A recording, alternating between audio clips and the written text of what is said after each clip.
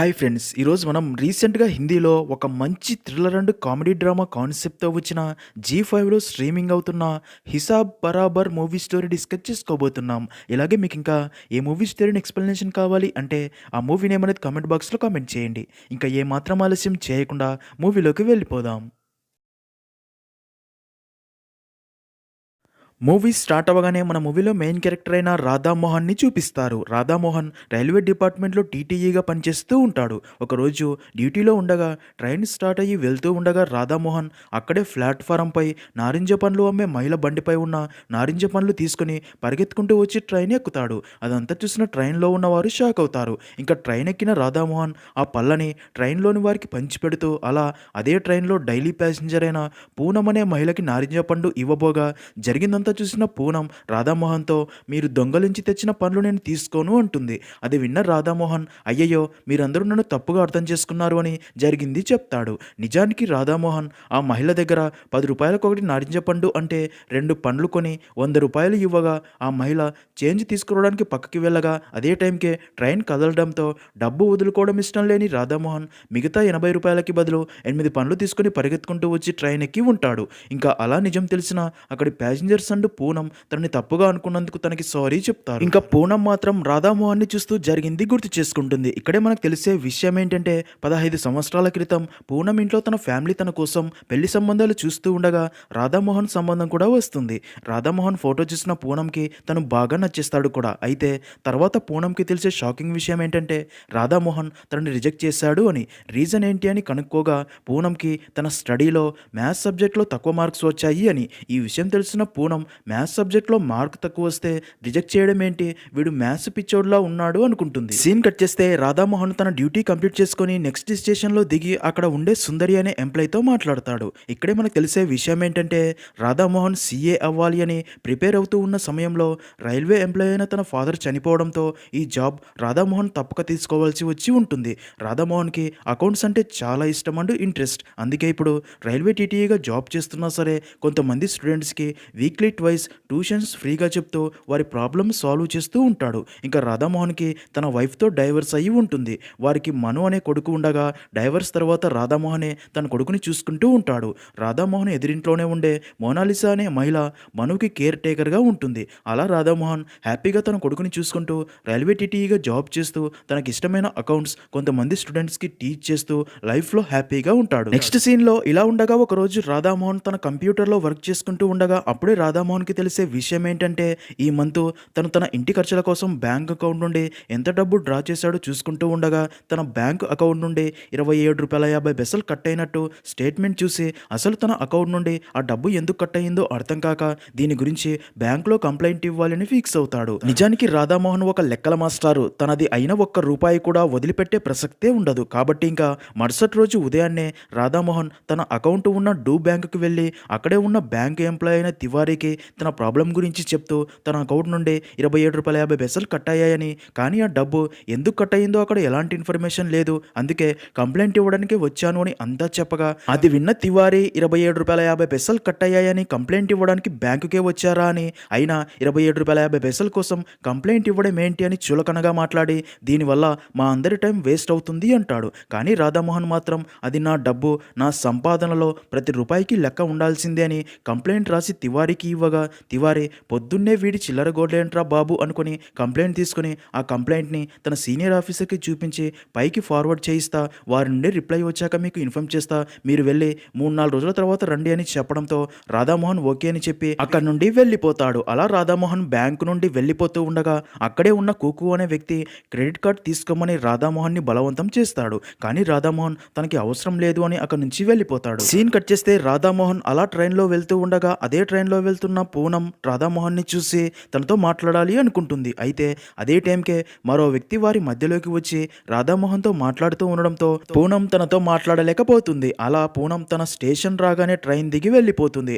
అప్పుడే రాధామోహన్ అక్కడే ఎవరో ఒక ఫైల్ మర్చిపోయి ఉండడం చూసి రాధామోహన్ ఆ ఫైల్ని తీసుకుని అక్కడే స్టేషన్లో రైల్వే ఆఫీసర్కి సబ్మిట్ చేయాలి అనుకోగా అక్కడ ఎంప్లాయ్ తను డ్యూటీ ముగించుకొని వెళ్తున్నా రేపు ఉదయం వచ్చి సబ్మిట్ చేయమని చెప్పడంతో రాధామోహన్ ఆ ఫైల్ని తీసుకుని ఇంటికి వెళ్ళి ఫ్రెష్ ఫ్రెష్ అప్ అయ్యి ఫుడ్ తిని తన కొడుకుని పడుకోబెట్టి ఆ ఫైల్ని ఓపెన్ చేసి చూడగా అవి అన్నీ డూ బ్యాంక్లోని అకౌంట్ స్టేట్మెంట్స్ ట్యాక్స్ రిటర్న్ చేయడానికే వాటిని సీఏ దగ్గరికి తీసుకెళ్తున్నాడు అని అర్థమైన రాధామోహన్ ఆ వర్క్ మొత్తం తనే కంప్లీట్ చేసి మరుసటి రోజు ఉదయం తీసుకెళ్లి ఆ ఫైల్ని స్టేషన్ ఆఫీస్లో ఇస్తాడు. అలా కాసేపటికే ఆ ఫైల్ వ్యక్తి అక్కడికి వచ్చి తన ఫైల్ని తీసుకుని చూసి ట్యాక్స్ రిటర్న్ కంప్లీట్ చేసి ఉండడంతో చాలా హ్యాపీగా ఫీల్ అవుతాడు. అయితే ఆ వ్యక్తికి తన ట్యాక్స్ రిటర్న్ కంప్లీట్ చేసింది రాధామోహన్ అని తెలియక రాధామోహన్తోనే చిన్న గొడవ జరిగి తనని తిట్టి అక్కడ నుండి వెళ్ళిపోతాడు. దాంతో రాధామోహన్ ఈ రోజుల్లో మంచితనానికి న్యాయం లేదు అని అక్కడే ఉన్న తన కొలీగ్ అయిన టండన్కి చెప్పగా టండన్ తనది కూడా డూ బ్యాంక్ అకౌంటే అని మా సీఏ ఫోన్ లిఫ్ట్ చేయట్లేదు, ఐటీఆర్ ఫైల్ చేయడానికి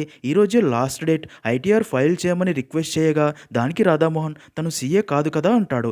దానికి టండన్ మా సీఏ గాడి కంటే నువ్వే 1000 రెట్లు బెటర్ అని రిక్వెస్ట్ చేయడంతో టండన్ తనది డూ బ్యాంక్ అకౌంటే అనడంతో రాధామోహన్ ఓకే అని చెప్పి టండన్ ఫైల్ తీసుకుంటాడు. నెక్స్ట్ సీన్లో అదే రోజు రాత్రి Radha Mohan Tandon do bank account స్టేట్మెంట్లు క్లియర్గా చెక్ చేయగా టండన్ అకౌంట్ నుండి కూడా అప్పుడప్పుడు కొంతగా మొత్తం ₹125.50 అకౌంట్ నుండి కట్ అయ్యాయని తెలిసి వర్క్ కంప్లీట్ చేసి మరుసటి రోజు రాధామోహన్ టండన్ని కలిసి తన ఫైల్ ఇచ్చి నీ అకౌంట్ నుండి కూడా ₹125.50 కట్ అయ్యాయి అని, అందుకే నువ్వు కూడా కంప్లీట్ చేయాలి అనగా దానికి టండన్ నీకేమైనా పిచ్చా రాధామోహన్, ₹125.50 కోసం నా పనులన్నీ ఆపేసి కంప్లైంట్ ఇవ్వడానికి వెళ్ళమంటావా అనగా దానికి రాధామోహన్ అవి నువ్వు కష్టపడి సంపాదించిన డబ్బు ఎవరికో ఫ్రీగా ఎందుకు వదిలేస్తావని ఎంత చెప్పినా వినకుండా రాధామోహన్ని పిచ్చోడిలా చూసి అక్కడ నుండి వెళ్ళిపోతాడు. కానీ రాధామోహన్ మాత్రం 4 రోజులు కంప్లీట్ అవ్వడంతో మళ్ళీ బ్యాంకుకి వెళ్ళి తివారీని కలిసి తన కంప్లైంట్ ఏమైందని అడగ్గా తివారీ మాత్రం రాధామోహన్కి సరైన సమాధానం ఇవ్వడు. దాంతో రాధామోహన్కి కోపం వచ్చి అలా ఇద్దరి మధ్య గొడవ స్టార్ట్ అవుతుంది. ఆ గొడవని చూసిన బ్యాంక్ మేనేజర్ బయటికి వచ్చి ఆ గొడవని ఆపి ప్రాబ్లం అడగ్గా రాధామోహన్ జరిగింది చెప్పగా అది విన్న మేనేజర్ తివారీతో కంప్లైంట్ రైజ్ చేసి తనకి సమాధానం చెప్పొచ్చుగా అనగా దానికి తివారీ ఆల్రెడీ తన కంప్లైంట్ పేపర్ మీకు ఇస్తే మీరే ₹27.50 కోసం కంప్లైంట్ ఏంటి అని దాన్ని చించి డస్ట్బిన్లో పడేశారు అని నిజం చెప్పడంతో అది విన్న మేనేజర్ షాక్ అయ్యి తప్పు తన మీదికి రాకుండా తివారీని తిట్టి అక్కడి నుంచి పంపి రాధామోహన్తో మరో 2 రోజుల్లో ప్రాబ్లం సాల్వ్ చేస్తాం, 2 రోజుల తర్వాత రమ్మని చెప్పి పంపుతాడు.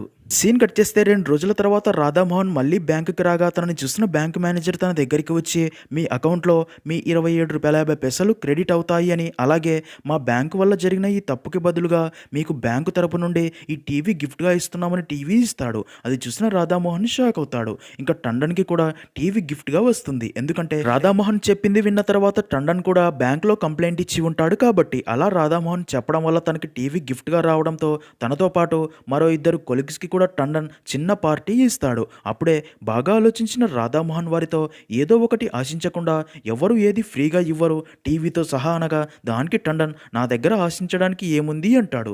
దానికి రాధామోహన్ మీ దగ్గర మాత్రమే కాదు మన దేశంలో ఉన్న కొన్ని కోట్ల ఖాతాల నుండి తీసుకుంటున్నారు, అది కూడా ఎప్పటి నుండో అని వారికి చిన్న ఎగ్జాంపుల్ చెప్తాడు. డూ బ్యాంక్ ప్రతి అకౌంట్ నుండి నెలకి ₹10 దోచుకుంటున్నారు అనుకుందాం, అది సంవత్సరానికి ₹120 అయితే 10 సంవత్సరాలకి ₹1200 అవుతుంది. ఇంతే కదా ఏమవుతుందిలే అని మనం అనుకోవచ్చు. కానీ డూ బ్యాంక్ దగ్గర 4 కోట్ల ఖాతాలు ఉన్నాయి, పోనీ మనం 2 కోట్ల అకౌంట్లే ఉన్నాయి అనుకున్నా కూడా 1200 × 2 కోట్లు = 2400 కోట్లు డూ బ్యాంక్ పూర్తిగా స్వాహా చేస్తుందన్నమాట. ఈ లోన్స్ ఈఎంఐస్కి ఎప్పుడు ఎలా కట్ అవుతుందో మీరు ఎప్పుడైనా గమనించారా? ఇంకా ఏటీఎం ఛార్జెస్ అని చెక్ ఛార్జెస్ అని కట్ అవుతూనే ఉంటాయి. ఒక సాధారణ వ్యక్తి ఇదంతా పట్టించుకోడు. కానీ అదే ₹10 కోసం కూరగాయల బండి దగ్గర షాప్ దగ్గర బేరాలు ఆడి మరీ తగ్గిస్తాం అనగా అది విన్న సుందరి సార్ పావుగంట క్లాస్ పీకేంత విలువైన టాపికా ఇది అని అడుగుతుంది. దానికి రాధామోహన్ విలువైన టాపికే, ఎందుకంటే ఇది మన దేశ ఎకానమీ మీద ప్రభావం చూపుతుంది. ఇంత డబ్బుకి వాళ్ళు ఎటువంటి ట్యాక్స్ కట్టరు, ఇదంతా బ్లాక్ మనీగా మారి ఫారెన్కి చెక్కేస్తుంది. దీనివల్ల మన కరెన్సీ విలువ పడిపోతుంది, పెట్రోల్ ఆయిల్ డీజిల్ ధరలు పెరుగుతాయి, మన జీవితాలపై ఇది డైరెక్ట్గా ఎఫెక్ట్ చూపిస్తుంది అని ఎంత చెప్పినా సరే దానికి టండన్ పెట్రోల్ రేట్స్ పెరిగితే నాకేంటి సార్, నాకు కార్ లేదు బైక్ లేదు, రోజు నేను ట్రైన్లో వస్తా అనడంతో అది విన్న రాధామోహన్ వీరికి ఎంత చెప్పినా ఇంకా అర్థం కాదు అనుకుంటాడు. ఇంకా రాధామోహన్ చెప్పిందంతా అక్కడే ఉన్న ఒక వ్యక్తి తన ఫోన్లో వీడియో రికార్డ్ చేసి ఉంటాడు. నెక్స్ట్ సీన్లో డూ బ్యాంక్ ఓనర్ అయిన మెహతాని చూపిస్తారు. మెహతా చాలా హ్యాపీగా ఉంటాడు, ఎందుకంటే ఈ స్కామ్ చేయడం వల్ల మెహతాకి 2000 కోట్లు వచ్చి ఉంటుంది కాబట్టి. ఇంకా మెహతాకి ఒక పొలిటీషియన్ సపోర్ట్ కూడా ఉంటుంది. తన హెల్ప్ అండ్ సపోర్ట్తోనే మెహతా ఈ స్కామ్ చేస్తూ ఉంటాడు. ఇదిలా ఉంటే మరో పక్క రాధామోహన్ మరుసటి రోజు డ్యూటీకి వెళ్ళగా పూనం మధ్యలోనే ట్రైన్ దిగి వెళ్ళిపోవడం చూసిన రాధామోహన్ కూడా తన పర్సు ట్రైన్లోనే మర్చిపోయి సడన్గా ట్రైన్ దిగి పూనం దగ్గరికి వెళ్ళి తనతో మాట్లాడుతూ తను అక్కడ నుండి తిరిగి స్టేషన్ దగ్గరికి ఆటోలో వెళ్ళడానికి కూడా డబ్బు లేక పూనంతో 100 రూపాయలు ఇప్పించుకొని తనకి ఫోన్పే చేస్తా అని పూనం నెంబర్ తీసుకుంటాడు. ఇంకా ఆ రోజు నుండి రాధామోహన్ అండ్ పూనం ఫ్రీక్వెంట్లీగా కలుస్తూ మాట్లాడుకుంటూ క్లోజ్ అవుతూ ఉంటారు. సీన్ కట్ చేస్తే రాధామోహన్ డూ బ్యాంక్ స్కామ్ గురించే ఆలోచిస్తూ ఒకరోజు డూ బ్యాంక్లో క్రెడిట్ కార్డ్స్ ఇచ్చే కూకుని కలిసి తనతో నేను నీ దగ్గర క్రెడిట్ కార్డ్ తీసుకుంటాను కానీ దానికి బదులుగా నువ్వు నాకు ఒక హెల్ప్ చేయాలి. అదేంటంటే నువ్వు do bank customers account statements తనకి తెచ్చి ఇవ్వాలి అనగా ఆ డీల్కి కూకు ఓకే అని చెప్పి తన దగ్గర ఉన్న డూ బ్యాంక్ కస్టమర్స్ యొక్క అకౌంట్ స్టేట్మెంట్స్ తెచ్చి రాధామోహన్కి ఇస్తాడు. దాంతో రాధామోహన్ ఆ స్టేట్మెంట్స్ అన్ని తన స్టూడెంట్స్ అండ్ తను చెక్ చేయగా డూ బ్యాంక్ ప్రతి ఒక్కరి అకౌంట్ నుండే 10 రూపాయలు, 12 రూపాయలు, 15 రూపాయలు అంటూ ఇలా ఈ స్కామ్ చేసింది అని తెలిసి షాక్ అవుతాడు. దాంతో రాధామోహన్ ఈ స్కామ్ గురించి డూ బ్యాంక్ మీద కంప్లైంట్ ఇవ్వాలి అని పోలీస్ స్టేషన్కి వెళ్ళగా పోలీసులు కూడా మెహతా మనుషులే కాబట్టి రాధామోహన్ మీద కంప్లైంట్ తీసుకోరు. దాంతో రాధామోహన్ కోర్టుకి వెళ్తాడు. ఈ విషయం మెహతాకి తెలిసి చాలా కోపం వస్తుంది. డూ బ్యాంక్ మేనేజర్ మెహతాతో ఆ రాధామోహన్ తన బ్రాంచ్లోనే కంప్లైంట్ రైజ్ చేశాడు అని, అది పెద్దదవ్వకుండా నేనే తనకి టీవీ గిఫ్ట్గా ఇచ్చి కూల్ కూడా చేశాను, అయినా కానీ మళ్ళీ ఇప్పుడు కంప్లైంట్ ఎందుకు రైజ్ చేశాడో అర్థం కావటం లేదు, అయినా తనని ఎలాగైనా కన్విన్స్ చేసి ఈ ఇష్యూ పెద్దది అవ్వకుండా మేనేజ్ చేస్తా అని చెప్తాడు. ఇంకా మెహతా పొలిటీషియన్ దయాల్తో మాట్లాడి తర్వాత పోలీస్ ఆఫీసర్కి కొంత డబ్బు ఇచ్చి ఎలాగైనా ఈ కంప్లైంట్ వెనక్కి తీసుకునేలా రాధామోహన్ని టార్చర్ చెయ్యి అని చెప్పడంతో పోలీస్ ఆఫీసర్ రాధామోహన్ని పోలీస్ స్టేషన్కి పిలిచి అసలు నీకు do bank customers account statements అన్నీ నీ దగ్గరికి ఎలా వచ్చాయని అడగ్గా రాధామోహన్ క్రెడిట్ కార్డ్స్ ఇచ్చే కూకు ఇచ్చాడు అని పోలీసులకు తెలిస్తే కూకు కూడా ప్రాబ్లమ్స్లో ఇరుక్కుంటాడు అని తన పేరు చెప్పాడు. దాంతో పోలీసులు రాధామోహన్తో నీ దగ్గరికి ఇంతమంది అకౌంట్ స్టేట్మెంట్స్ వచ్చాయి అంటే నువ్వే స్కామ్ చేస్తూ ఉండాలి అని కేసు తనపైకే వచ్చేలా మాట్లాడతారు. ఇక్కడే ట్విస్ట్ ఏంటంటే అదే టైంకే అక్కడికి పోలీస్ డ్రెస్లో పూనం వస్తుంది. పోలీస్ డ్రెస్లో పూనంని చూసిన రాధామోహన్ షాక్ అవుతాడు. నిజానికి రాధామోహన్కి ఇప్పటిదాకా పూనం పోలీస్ ఆఫీసర్ అని తెలిసి ఉండదు. పూనం అక్కడి పోలీస్ ఆఫీసర్స్తో రాధామోహన్ తనకి ముందే తెలుసని చెప్తుంది. అలాగే రాధామోహన్తో ఈ కేసుని తనే టేకప్ చేస్తున్నట్లు చెప్తుంది. అయితే పూనం రాధామోహన్ తనకి ఎంత క్లోజ్ అయినా కానీ డ్యూటీలో ప్రొఫెషనల్గానే ఉంటాను అనడంతో రాధామోహన్ కొంచెం ఫీల్ అవుతాడు.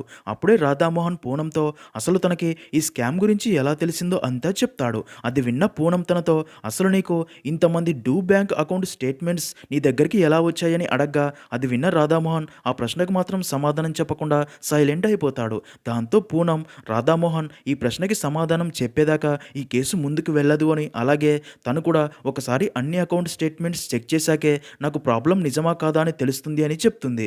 దాంతో రాధామోహన్ అక్కడ నుండి వెళ్ళిపోతాడు. సీన్ కట్ చేస్తే మరో పక్క మెహతాకి డూ బ్యాంక్లో క్రెడిట్ కార్డ్స్ ఇచ్చే వ్యక్తి కూకునే కస్టమర్స్ అకౌంట్ స్టేట్మెంట్స్ అన్ని రాధామోహన్కి ఇచ్చాడు అని తెలిసి కోపంతో తన మనుషులతో కూకుని కిడ్నాప్ చేయించి తనని బాగా కొట్టించి టార్చర్ చేసి తనని చంపేయాలి అనుకుంటాడు. అయితే ఈ విషయం కాస్త పొలిటీషియన్ దయాల్కి తెలిసి అక్కడికి వచ్చి మెహతా కూకుని చంపకుండా ఆపి తనతో ఇప్పుడు ఈ కేసుపై ఇన్వెస్టిగేషన్ జరుగుతుంది, ఇలాంటి టైంలో నువ్వు వీడిని చంపితే ఈ న్యూస్ అన్ని టీవీ ఛానల్స్లో వస్తే మళ్ళీ నీకే పెద్ద ప్రాబ్లం అవుతుంది అని అర్థమయ్యేలా చెప్పడంతో మెహతా కూకుని ప్రాణాలతో వదిలేస్తాడు.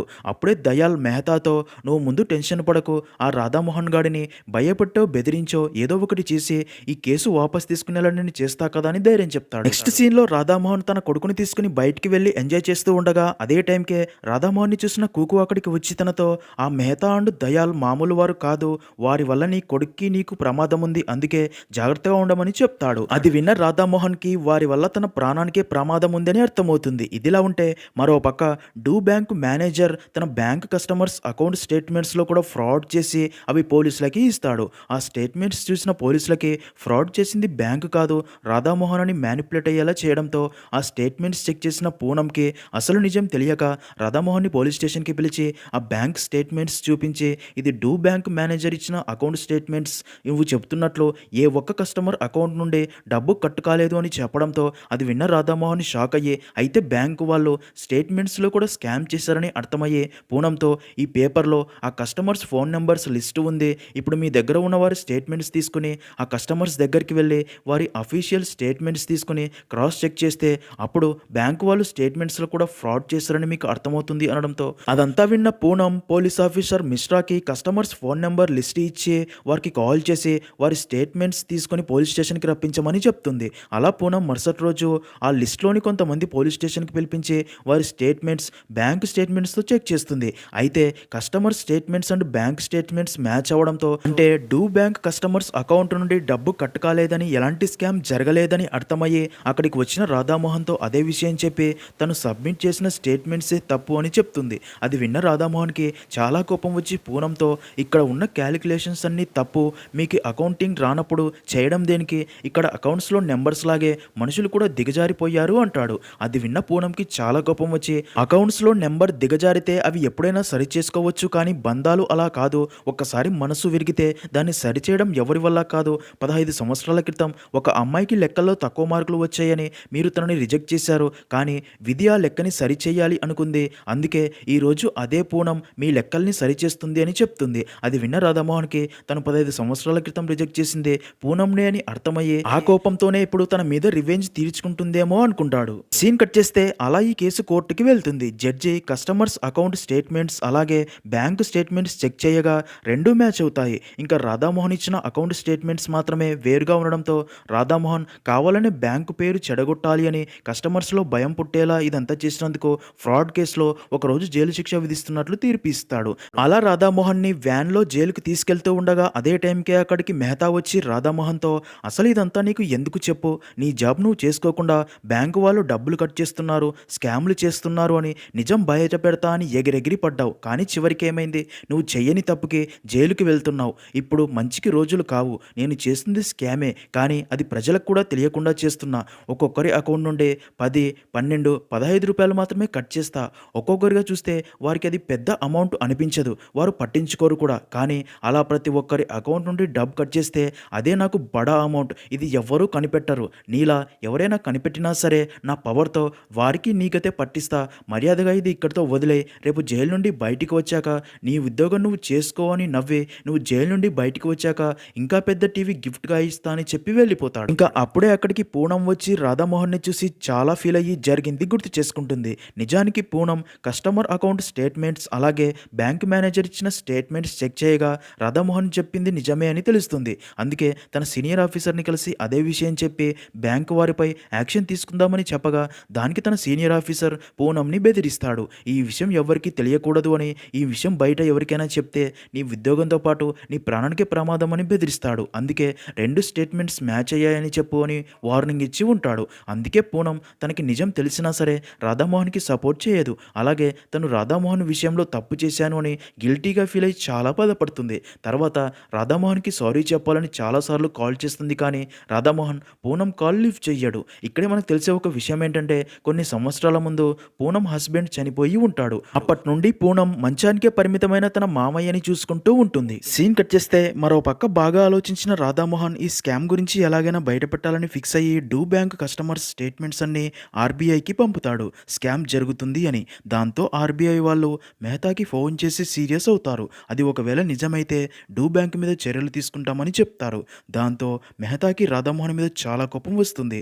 వాడికి ఎలాగైనా బుద్ధి చెప్పాలి, రోడ్డు మీదికి లాగాలి అనుకోగా అప్పుడే దయాల్ అక్కడికి వచ్చి జరిగింది తెలుసుకుని మెహతాని కూల్ చేసి నా పవర్ ఉపయోగించి వాడు మళ్ళీ నీ జోలికి రాకుండా చేస్తా, వాడిని రోడ్డు మీదికి లాగుతాను అని ఒక పక్కా ప్లాన్ ప్రకారం రాధామోహన్ తన ఇంటిని ఇల్లీగల్గా కట్టాడు అని మున్సిపల్ కార్పొరేషన్ వాళ్ళతో ఇల్లీగల్గా కట్టిన ఇంటి భాగాన్ని కూల్ చేస్తారు. దాంతో రాధామోహన్ చాలా ఫీల్ అవుతాడు. ఇంకా రాధామోహన్ ఆఫీస్లో కూడా తన మీద ఎంక్వైరీ స్టార్ట్ అయి ఉంటుంది. ఎందుకంటే ప్యాసింజర్స్ దగ్గర 17 రూపాయలు ఇల్లీగల్గా డబ్బు తీసుకుని స్కామ్ చేశాడు అని. అలా ఎంక్వైరీ పూర్తయ్యేదాకా రాధామోహన్ని తన డ్యూటీ నుండి సస్పెండ్ చేస్తారు. అదంతా చూస్తున్న రాధామోహన్కి తన మీద కోపంతో మెహతానే ఇదంతా చేయిస్తున్నాడని అర్థమవుతుంది. నెక్స్ట్ సీన్లో తన ఇల్లు కూల్చేయడంతో రాధామోహన్ తన కొడుకుతో పాటు రోడ్డు పక్కన బెంచ్ మీద కూర్చొని ఉండగా అప్పుడే అక్కడికి మెహతా తన మనుషులతో వచ్చి నేను నీకు ఆల్రెడీ చెప్పాను కదరా నాతో పెట్టుకోకు అని, ఇప్పుడు చూడు నీ పరిస్థితి, నీకు ఎవడు సపోర్ట్గా రాడు అని. రాధామోహన్ కొడుకుని పట్టుకొని నా కోపం తగ్గాలి అంటే నడి రోడ్డు మీద నువ్వు బట్టలు విప్పు, లేదంటే నీ కొడుకుని చంపుతా అని బెదిరించడంతో